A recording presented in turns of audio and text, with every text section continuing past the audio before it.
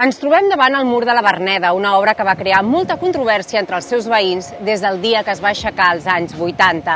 El disgust davant d'aquesta paret de formigó que va dividir la plaça de la Palmera va indignar a molts veïns. Fins i tot diuen que alguns van conjurar-se per tirar-lo a terra en una nit. Per sort, un anònim va avisar a la policia per aturar l'enderroc.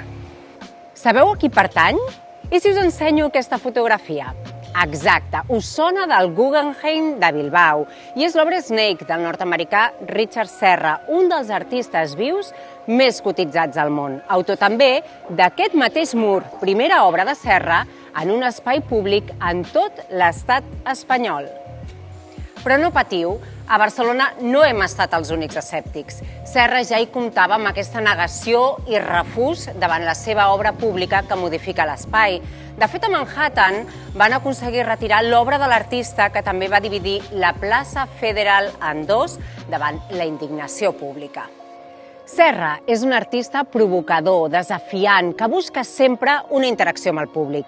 I amb aquesta paret el que buscava, i ja veieu que ho va aconseguir, és que tothom que veu una obra seva s'impliqui per viure una nova experiència vital. Abans de construir l'obra, el vianant de la Verneda passava per aquí sense pensar-ho, directe, sense cap obstacle.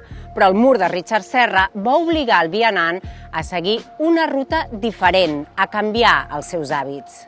Giro cap a la dreta, giro cap a l'esquerra, això és la intenció de Serra, fer-nos pensar, a fer ús de les alternatives. Aquesta obra que tinc darrere va costar uns $20.000 al costat dels $20 milions que val l'obra de Serra a Bilbao.